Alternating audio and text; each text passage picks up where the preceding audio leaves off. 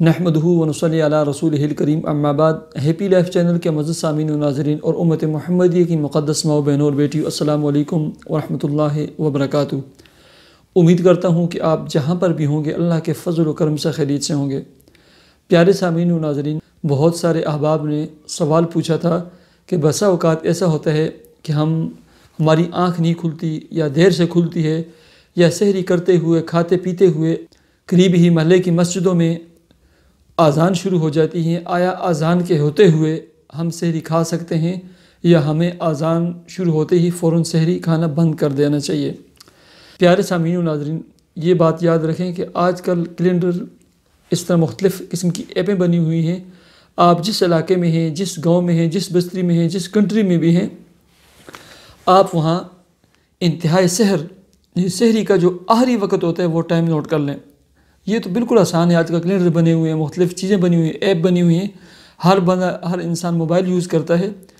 تو آپ دیکھیں مثلا آج اسلام آباد کا منتہائی سحری کا جو آخری ٹائم تھا وہ تھا 4:08۔ ٹھیک ہے، اب اذانوں کا کوئی اعتبار نہیں۔ اذانیں بسا اوقات مؤذن پہلے دے دیتے ہیں، بسا اوقات بعد میں بھی دے دیتے ہیں۔ اور اذان یہ ایک علامت ہوتی ہے۔ اصل جو چیز ہے شریعت میں روزے رکھنے کا جو دار و مدار ہے وہ وقت اور ٹائم پر ہے۔ مؤذن نے اپنے وقت پر اور صحیح ٹائم پر اذان دی تھی، اور آپ سحری کا وقت ختم ہونے کے بعد بھی آپ نے فجر کی اذانوں کے وقت تک کھاتے رہے، اور یہاں تک کہ فجر کی اذانیں شروع ہو گئی، تو یہ جو روزہ ہے یہ آپ کا روزہ ختم ہو گیا، ضائع ہو گیا، لہٰذا اس روزے کی آپ کو قضا کرنی پڑے گی۔ یہ اس صورت میں ہے کہ جب آپ کھا رہے تھے، پی رہے تھے، اس وقت سحری کا وقت ختم ہو کر فجر کی اذانوں کا وقت شروع ہو گیا تھا اور مؤذن صاحب نے اذان دی، لہٰذا یہ روزہ آپ کا ختم ہو گیا ہے، اس کی قضا کرنی پڑے گی۔ اور بسا اوقات ایسے بھی ہوتا ہے کہ مؤذن صاحب 5-7 منٹ 10 منٹ اذان پہلے دے دیتے ہیں۔ اگر اذان اگرچہ پہلے بھی ہو جائے، آپ کھا سکتے ہیں، پی سکتے ہیں، اس وقت تک کھا پی سکتے ہیں جب تک انتہائی سحری کا جو آخری وقت ہے اس وقت تک کھا پی سکتے ہیں۔ جیسے سحری کا آخری وقت ختم ہو جائے اس کے بعد آپ کھانا پینا بند کر دیں۔